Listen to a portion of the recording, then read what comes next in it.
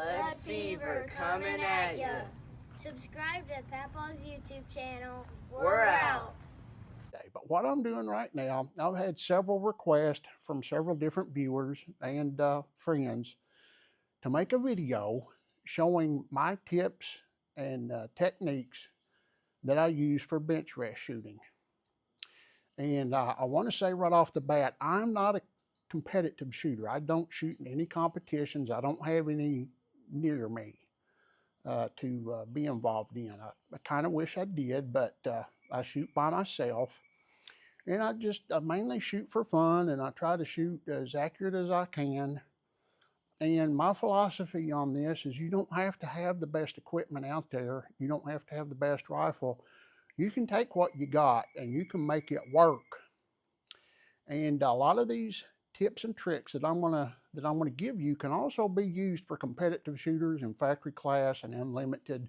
There are some things that's restricted in factory class. Those of you who shoot competitively know it. There's a lot of things I'm going to tell you that a lot of you already have other ways that you do things, and you've done it that way for years, and I understand that. And I don't expect anybody to change what they're doing just because I tell you that this is a way that works for me. But I would like to say this much. I found out early in life that if I wasn't open-minded and if I wasn't willing to change things in my life, I never made any progress. And I became very open-minded probably about the time that I went in the military. I was just 18 years old. And I decided that I was going to try new things. I wasn't going to be stubborn because I was a very stubborn person back when I was a kid. I knew it all, and I was going to do it my way or the highway. And being open-minded and being able to try some new things just to see if they work. If they don't work, they don't. If they do, they do. But adaptability in life is very important. So I'm getting that out front. And the reason I'm doing that is I'm just asking you to try different things. You don't have to try what I'm showing you. You can try somebody else's techniques. But the main thing is mix it up and try different things until you find something that truly works for you, that's solid and stable, and then stick with that. And then as you grow, you find other little techniques that might be added to that or enforce it, make little changes or big changes, and keep changing. Change all the time until you find something that works so good for you. And then you're going to be able to fine tune that, and you're going to be able to build on it, and you're going to be able to make it yours. And that's what makes you a good shooter. Patience is number one. I've been very patient about what I've done here. I haven't been doing this long, and I'm not an expert. I'm not a professional. I don't want anybody to get that opinion of me, and I'm not trying to give that opinion. I'm just being honest. I got my first rifle in December of last year. My wife bought it for me for Christmas. It was a Savage Mark II FESR. I only had a 25-yard indoor range to shoot at, and it was shooting really good at first, and then it started shooting all over the place, and I was like, wow, what's going on here? I'd clean it really good, it would shoot good, and it'd start shooting bad again. So I purchased a little cheap Tesla bore scope off of Amazon, and I took a look at the bore in that barrel, and it was just very, very, very bad. Very bad. So I contacted Savage, and they had me to send it back. I had a lot of trouble getting them to communicate with me and to let me know what was going on. It was really sad. I'd made my mind up I was done with Savage. It took them 4.5 months to get that rifle back, and when I got it back, it was pretty much a good rifle. I had a few things I had to do to it, but in the meantime, my birthday was in February, and my family gave me some money. I added a little bit to it, and I got a Tikka T1X. And I took my bore scope to my local gun shop with me, and I had a CZ457 varmint on the counter and that Tikka T1X. I had narrowed it down between one of those two that I wanted. After bore scoping both of those barrels, the Tikka blew my mind. It was so smooth and so shiny, and it looked perfect, really. I didn't find any flaws in it. The CZ looked really good, but it just didn't have the level of refinement, the smoothness and the shininess to it that the Tikka did. I don't know if your gun store will let you do that, but I'm going to caution you on the Savage Mark IIs. If you get a good machine barrel, you got a good gun. But a high percentage of their barrels are pushed through. They cut their bores with dull tools. They don't change them often enough. If you're unfortunate to get one of those, do not hesitate to send it back and get another one. Normally, if you send one back to them, they make sure you get a good one the second time around because they don't want to deal with it again. But all of these manufacturers, they bank on you not sending it back. I know I work for a company that if you have a problem with their service, they will not give in the first time. You have to appeal it. And then on the second time, they'll probably give in. But all these companies do that because it's a money thing. They don't want to be out the money. They're banking on you not going to the trouble to send something back or to file a claim. So just keep that in mind. I want to start off, I want to try to make this short, but it's not going to be very short because there's a lot to cover here. Might have to break it up. I want to start with my rest system. And what I have here is a Protector 13B rabbit ear rear bag. And I have a piece of 2x4 here, or 2x6, to lift it up just a little bit more to get my rifle to a level to where when I'm sitting on this little stool that I got here, this is a stool for my granddaughter's studio art desk. You want to be comfortable. I have a front rest here. It's a Caldwell Rock BR. I have a Protector 3-inch front bag with a silver slit top on it to allow my rifle to move, okay? When I got this rest, I took it apart and I deburred all the threads on the adjusting screws. I made sure everything was nice and slick and in spec, and I put it back together. It's something you can do. It just makes the adjustment so much easier and finer and more precise. A good front bag. I use this 3-inch because I can use the bench plates on the front of my rifle. That allows me to keep the rifle perfectly level all the time. It's important you keep your rifle level. And it's slick, it slides, it lets you free recoil. This is not center fire, this is rim fire. In center fire, you want to control the recoil all you can. Now, there are free recoil shooters for bench rest center fire shooting. And you better make sure you have a good eye relief on your scope or you're going to eat it in the eye. That's a totally different discipline from 22 long rifle bench rest shooting. Okay, I have this bag that I made out of my little granddaughter's day pack that she doesn't use anymore because she's grown up. I filled it full of rice and BBs in a big plastic baggie, ziplocked it up, and then I put it in this little bag and tied it up. And this gives me a place to lay my arm to be comfortable while I'm shooting. When I shoot, I turn around and I straddle this pole on the bottom of the rest. And I look that way, and then I lean in and I come over and I look down the top of the rifle stock through the scope. You got to be comfortable. If you have to bend way over, you're putting yourself in a strain. If you have to look way forward, you're putting yourself in a strain. You want to be upright, and you just want to be able to lean over and look down the barrel, look down the scope, okay?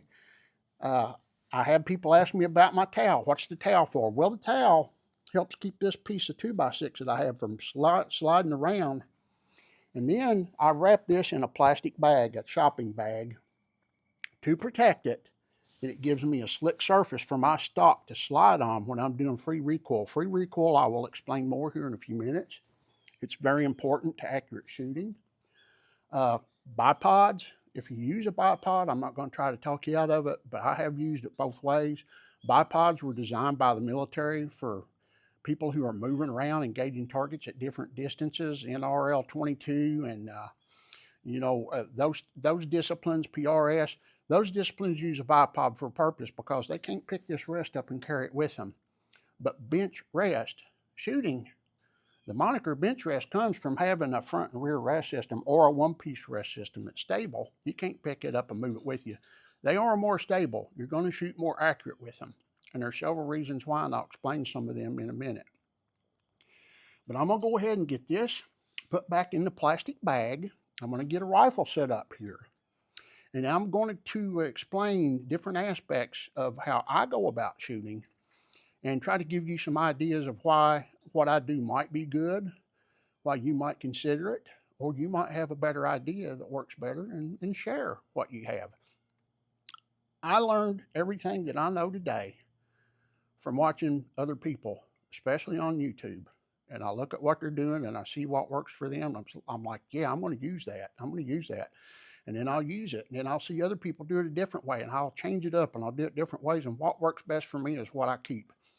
The towel keeps this stable. It keeps the front rest stable from sliding around. It keeps me from getting splinters in me.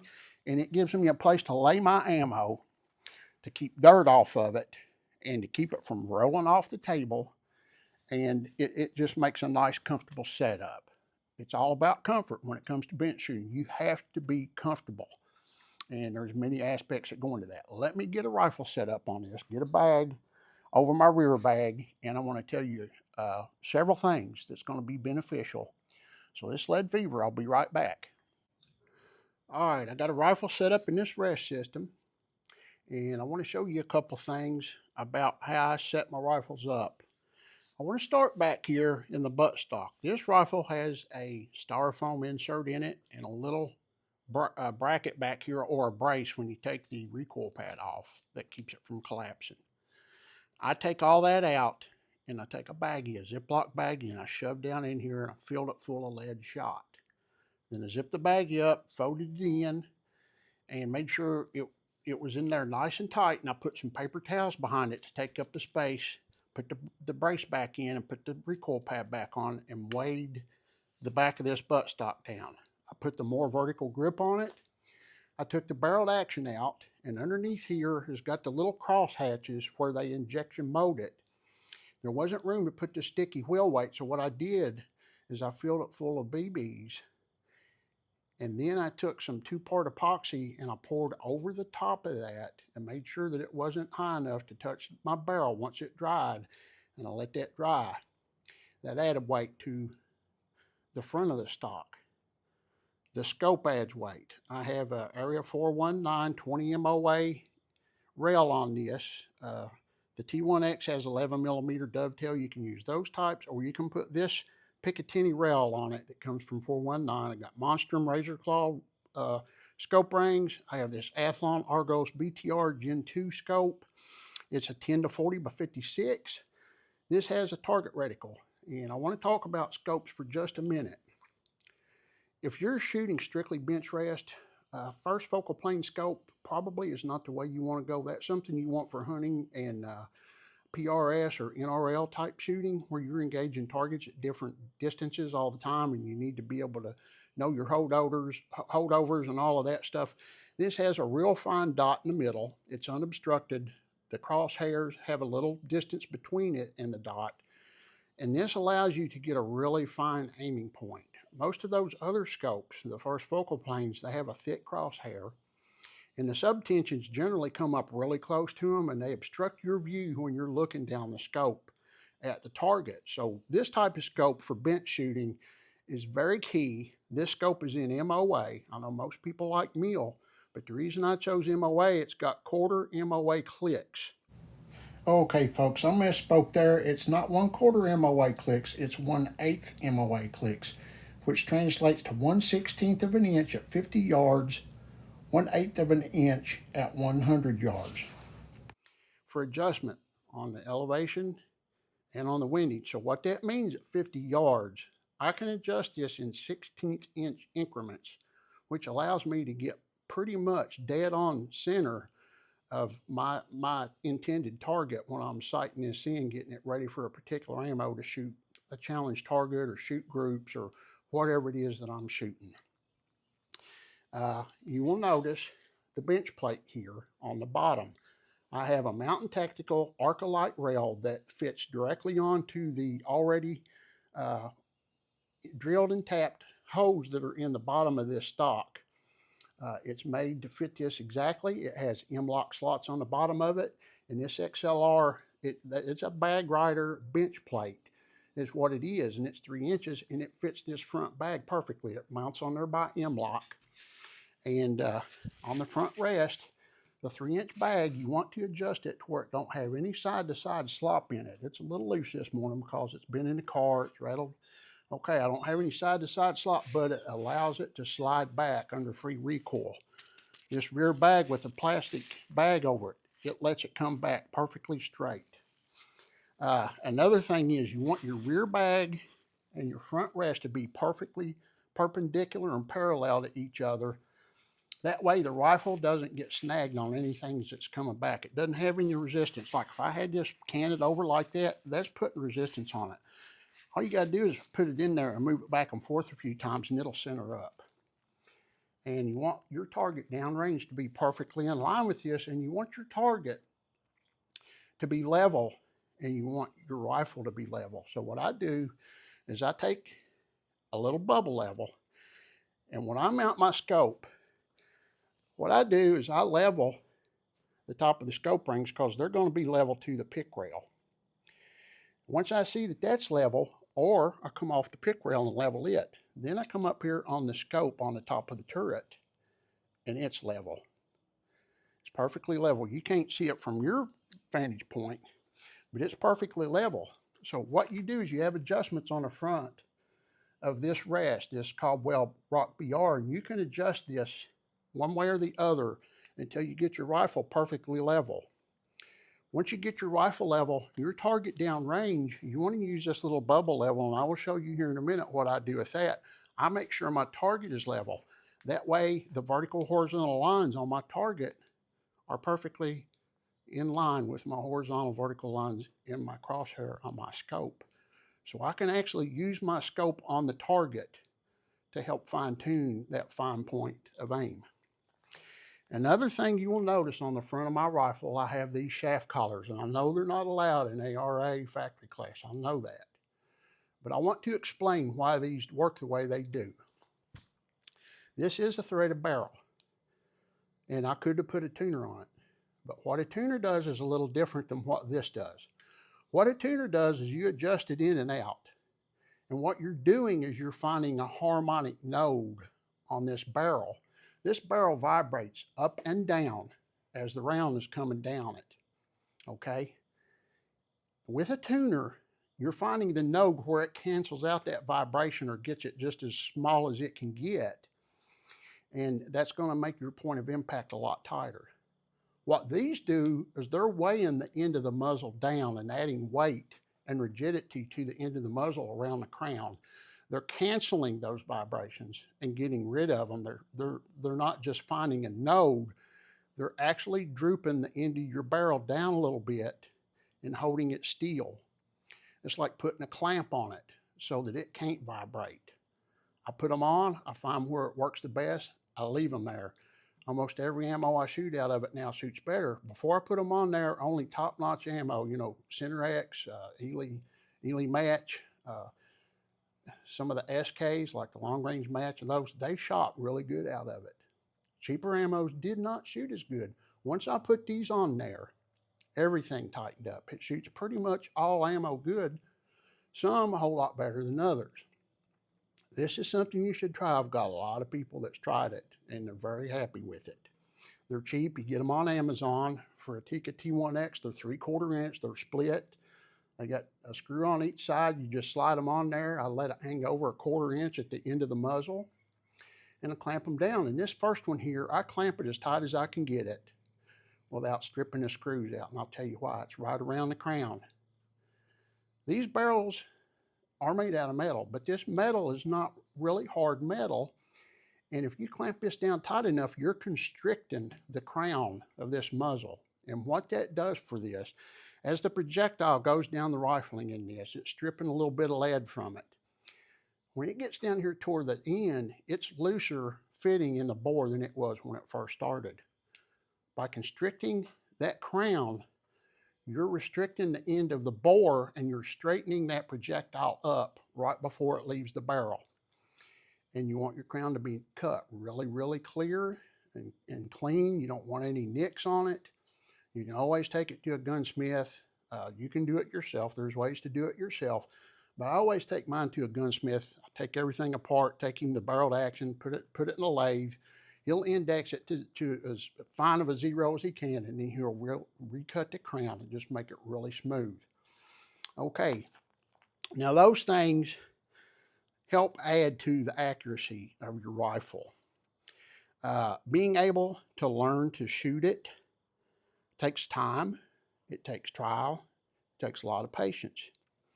And now I'm going to reposition myself here, and I want to get over here and I want to set like I'm shooting, and I'm going to show you some of the things that I do that helps me shoot better. So give me just a minute, I'll reposition here and be right back with you. All right, people, we're back. First thing I want to say is you want to find the trigger technique that works the best for you. And I'll tell you a good way to do that. We've talked about adding weight to your rifle, and that's very important. It does two different things. It helps the free recoil be balanced. You want your rifle balanced at the mag well. You want to be able to hold it up in your hand and that gun pretty much balanced in the palm of your hand at the mag well. And here's the reason why. I want to get to trigger control here in a minute. As you're shooting and this rifle moves back, if you're really heavy in the front of your gun, that barrel's going to dip when it comes back. If you're really heavy in the rear and lighter in the front, it's going to kick up. It's going to lift up as it comes back. You want it to come straight back, okay? Coming straight back is very, very important in the type of shooting that I do. So the weight, it makes sure that it comes straight back.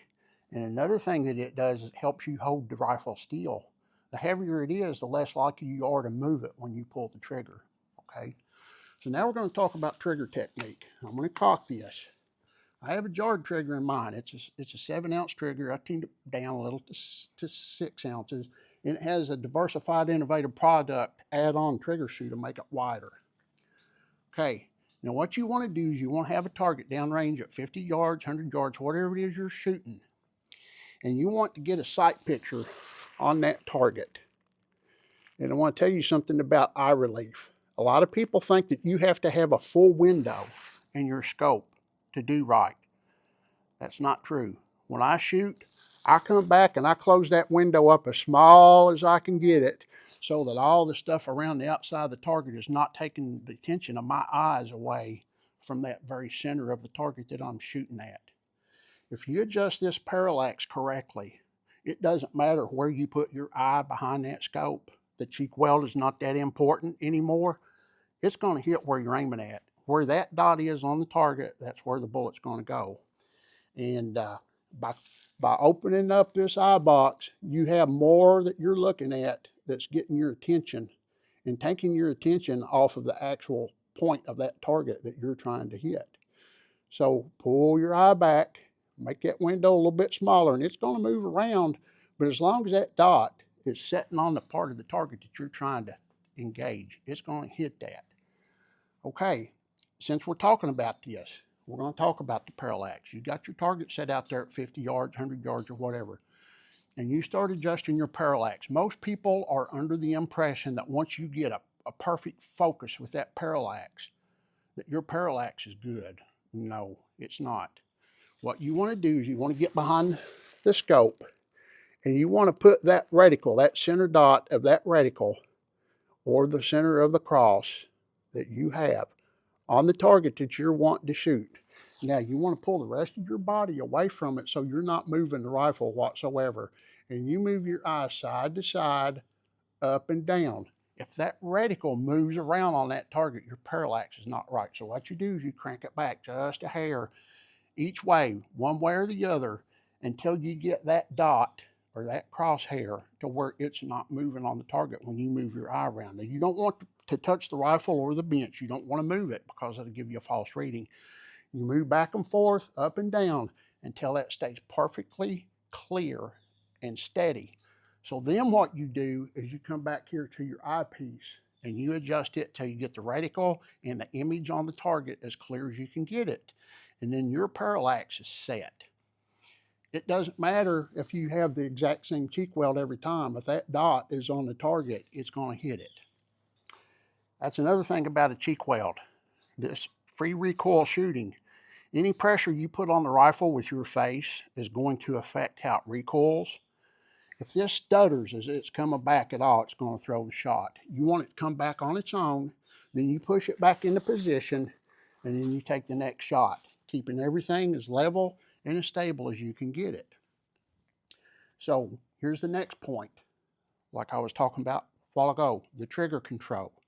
Everybody sees how I do my trigger. I put my thumb behind the trigger guard, I put my trigger finger in the trigger, and I make sure I get it as low on the trigger shoe as I can get it without rubbing the trigger guard. I don't want to rub the trigger guard. That adds resistance.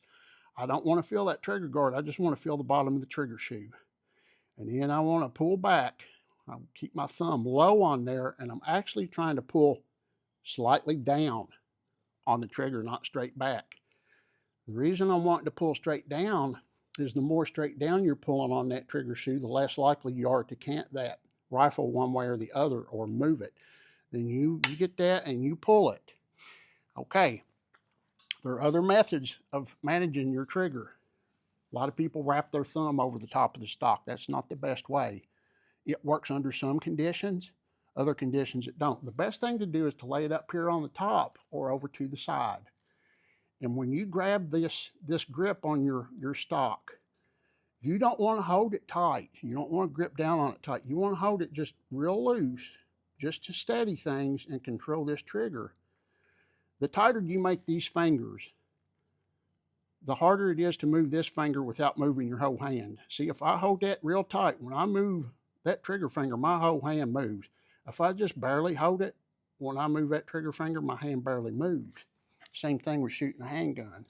So light pressure on the grip, as low on the trigger shoe as you can get, and pull slightly down and straight back to the rear to pull the shot. Okay, now what I do, if you have a lighter rifle, this pinch method by putting your thumb here and your trigger finger on the shoe might not work as well. If your rifle is very, very light, you need a little control up here with this hand to hold it still and keep it from moving. So what I do with every rifle I have is I set up and I set a target downrange, and I will sight on that target and I will cock my boat. Now, this has a titanium firing pin. It's not going to break. If you have a rifle that's sensitive to dry fire, put a dummy round in there, and all you got to do is recock your boat each time. You don't have to cycle it all the way and kick the spent round out. You can keep hitting it. What you want to do is you want to practice holding on that image on the target with your reticle, and you want to pull that trigger until you find the method that moves that reticle the least. It doesn't matter whether it's a thumb up here on the top, thumb down here to the side, the pinch method, thumb wrapped over. It's what works best for you and your rifle and your trigger.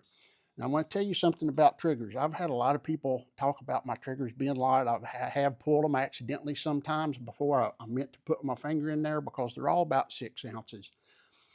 I'm always set up on the bench. My rifle is always pointed at the target, and I'm always out here by myself. I never carry this gun out in the field to hunt. I don't hunt. So if you're bench shooting, you want your trigger as light as you can get it without pulling it before you really want to. You want as little of a wall on it as you can get. If you have a second stage trigger, that's a whole different ball of wax. You need to adjust that trigger to where you know when you hit the wall and you know how much more pressure it's going to take to break it. So I just sit here. Some days I'll come out here for an hour and I'll just trigger practice. I'll get an image down there on my target. I'll practice my breathing, which I'm going to talk about next. And I pulled that. It didn't move. It did not move at all. You practice and practice and practice until you find the method to where your reticle moves the least amount on the target downrange. When you find what you're looking for, it's not going to move at all. And your point of aim and point of impact is going to be the same with each and every trigger pull. Now, breathing. I'm an older person. I've got diabetes. I have breathing issues. And, breathing is very paramount, because if your body is moving, not only is your sight picture moving somewhat, but the rifle's moving. So what you want to do is you get your point of aim picked out, and you breathe out until you feel your belly not really moving anymore, and then you just stop. You've already got your trigger to where it's ready to break. Make sure you're lined up perfect and pull it. Breathing. You hear me on my videos all the time. That's very important. Your breathing is very important because you need to hold still. The rifle needs to hold still. Any movement back here, any slight movement, if this moves just a little bit here, a millimeter downrange, it's inches, because it compounds. With distance, it compounds. That's another thing I want to talk about, is mounting your scope. The lower you can get your scope over the bore, the better off you are. And I want to tell you why that is. Let's say my scope was sitting way up here. My overboard distance of my scope is 4 inches.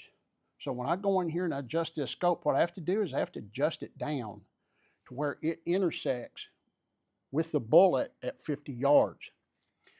The steeper that angle is, any movement down here, it compounds down there, because as this arc comes down the end of the bore, it multiplies. It has a multiplication factor. So the greater that angle is, the more the multiplication factor is. So the closer you have it mounted to the bore, the more straight that line is, the less of an angle that it has on it.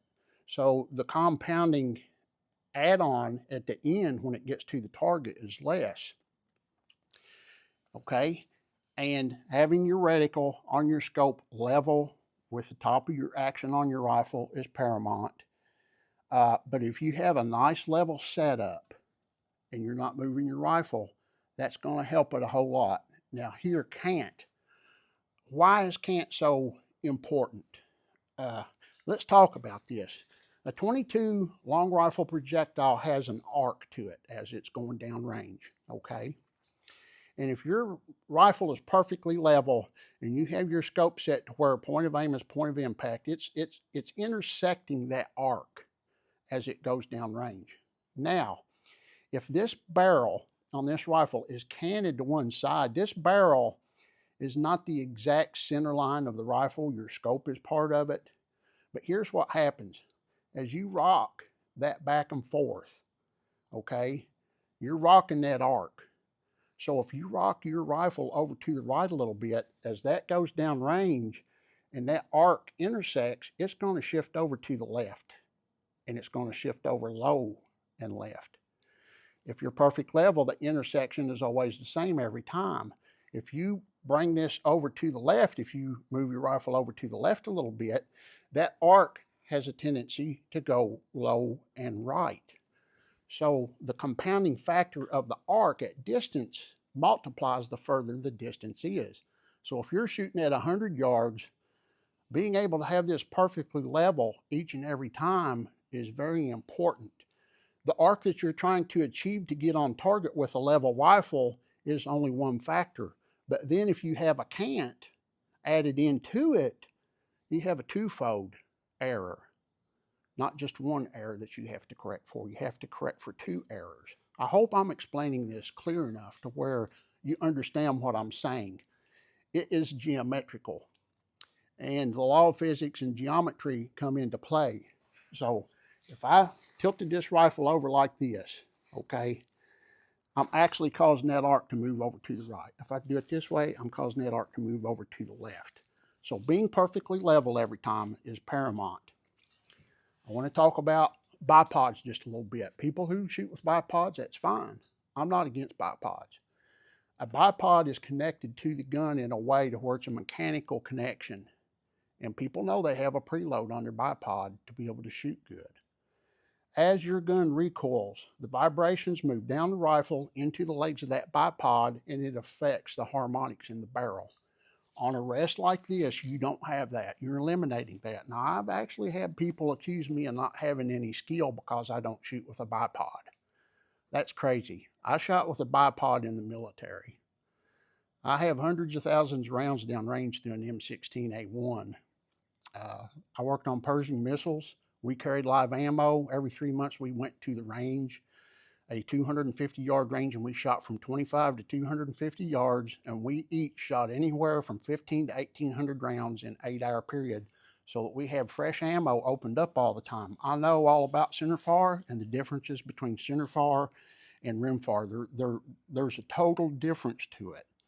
So a bipod is better suited for centerfire because you have more pressure, you have more velocity, there's less of an influence in that the impact of that round downrange with just slight variations up here at the shooting position. So that's why I use a rest. A rest is more accurate. I'm not dissing bipods, and I'm not telling people that use bipods that they're wrong. I'm just saying for my purposes, I'm trying to get the most accuracy out of my gun and my shooting technique that I can. I can't do that with a bipod.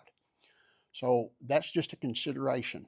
Now, if you're doing NRL or PRS shooting, you have to use a bipod. Like I said earlier, you can't move this system down range with you and carry it with you.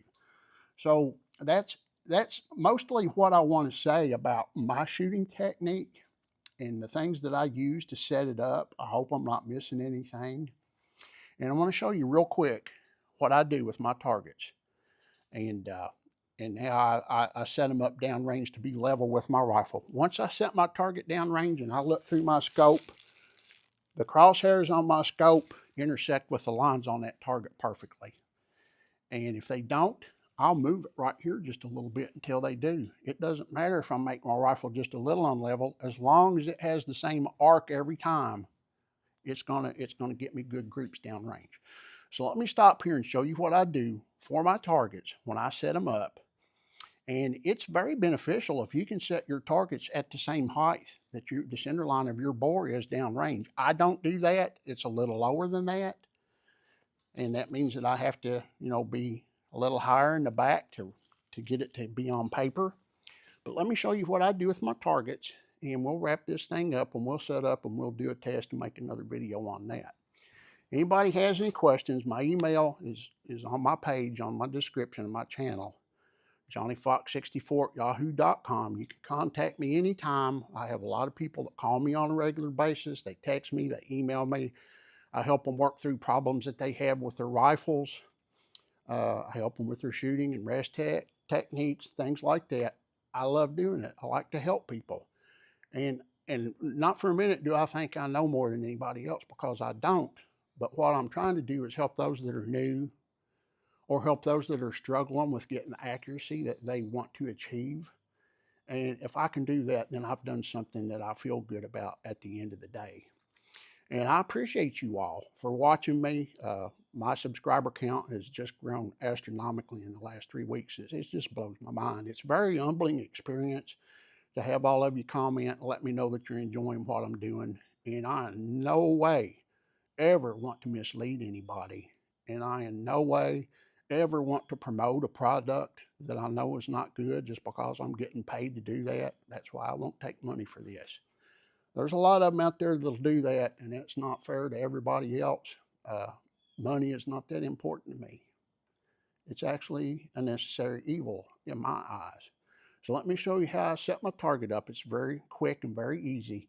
And we'll wrap this thing up. And I hope it's not too long. I hope everybody stays with it and just watch it over and over so you get a little more of the points that you're looking at and can remember them, and just, reinforce the things that I'm saying. And let me know if it's helped you in any way. Go out and try the things that I'm telling you. See if it helps you, and respond back. Let me know if it worked, and if it didn't work, why it didn't work, and if you found something that worked better, let me know that, because I'm all about change. And when I find something that works better for me, I do it. I'm not stuck in my ways with this. And I think that's important for all of y'all to have that mindset too. We can never improve if we're stubborn or fixed in our ways. We have to be open to change. So let me show you my target setup, and I'll be right back. All right, folks, what I do when I hang my targets, I'll put one staple in it, and I'll take this little bubble level I have and set it on the top edge of the piece of paper until this bubble is level. Then I'll put another staple in it. Once I get it level with that, I'll hold it with my thumb, come across the top. I use an office stapler is what I use, and put another staple. You can open it up, like this. And then I come down here and I shoot a staple in the middle of it. If you try to put one on all four corners, as it gets damp, it's going to draw up. It's going to buckle up in the middle. So I put two at the top and one in the middle. And that's how I do my target. You want that target level. So when I go down range, I'll have to readjust this and make sure it's level. That way it lines up with my rifle. Now I'm going to show you just a couple more things about being comfortable when you shoot. And we will be done with this video. Thank you. All right, folks, I'm going to show you how I set. There's two ways you can get behind your gun. I've done it two different ways. The first way is to get your seat facing the bench this way and straddle this rear leg that I got on this bench. And a nice stable bench, it don't move, is very important. I see a lot of people shooting off picnic tables. There's a picnic table here behind me. When I first came out here, that's what I was shooting off of. I wasn't doing very good. It moves too much. You need a nice, sturdy, stable position to shoot off of. So what I do is I face the rifle like this, and I get as close to it as I can. And then I wrap my arm around, and then I just lean over like this. Now, if I didn't have this rifle on the level that it needs to be, I would be hunkered over like this, trying to get behind the scope, and I'd have a big kink in my back, and I would be uncomfortable. You want to be as comfortable behind this rifle as you can. I wrap this arm around, I lay that elbow on the table, I grab the bag to squeeze it to adjust my elevation. If I need to adjust my windage slightly, instead of reaching up with the front rest, I can slide this bag, since it's got the plastic bag on this piece of 2x6. I can slide it back and forth to adjust my windage just like that. Squeezing it like that. If I squeeze it, I can lower my shot, or I can pull down on the rifle and pull it back up, or I can pull it back like this. We have this angle on the stock that works in the bag. I'm raising it up now. I'm lowering the point of aim by moving the rifle on the rest. You just want to make sure up here in the front that this plate in the rest doesn't come off. You don't want it way back here like this. You want it centered up in that plate. So once you get your rifle set up, you have minute adjustments that you can do just by sliding the rifle and by moving this rear bag back and forth. That's another reason I put the plastic on it. And then the piece of wood that's on there, the towel is between it and the shooting bench. That way it doesn't move. I don't want it to move. I want it to be firm. And in this bag, I want to be able to move. So leaning into my rifle like this, and just leaning over, put my weight on my elbow here on this bag that I have, and keeping my body off of the shooting table as much as I can, just my elbows, and my face off of the stock. Just barely touch it to where I can feel it. And then that way I know I'm getting my eye in the same position every time. And like I said, if you get your parallax set, this little bit of movement back here ain't going to do much. And then you just, you start shooting and you're comfortable. Control your breathing. Don't shoot while you're talking like I do a lot, because your body's moving around. Your diaphragm is moving. Exhale, stop, pull the trigger. There's another way you can shoot. You can come back here behind the rifle, and that requires that the rifle be back this way much further in your bag and everything. It would require a shooting bench that's extended back here that gives you a place to get up underneath of it. This bench doesn't have that. There's a lot of people that will use extenders that they'll shoot off of, but that extender has to be really thick and stable to do a good job. That's why I chose to do this method, and you can work with it and find the method that fits you the best. So I get behind my rifle, I line up my shot, and once I pinch this bag, I want to make sure that I'm not touching the stock with the palm of my hand. I want this to be parallel with the stock, so when I pull my shot, the rifle can recoil back without snagging on anything. I breathe out, pull the shot. Then you want to try to hold the stock with your thumb and your finger back here when you recycle the bolt. That way you're moving your gun a lot less and you're not pulling it off target as much. Then I grab the bag again, and I use this thumb on the back of the trigger guard to push that back into position. And then if I'm not right with the windage, I just move this back here a little bit. And then if I'm going between dots on the target, I'll reach up here with my fine windage adjustment and I'll pull it over. So that's a few more little steps. And if you use your elevation up here, once you get it where you need it, you want to make sure you lock this down so that it's tight. See, I can move that wheel all I want. It's not going to go up and down.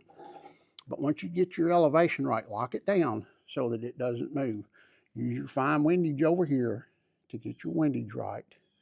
And I mean, this is a good setup. It works for me. I hope that I've brought you some stuff that's usable.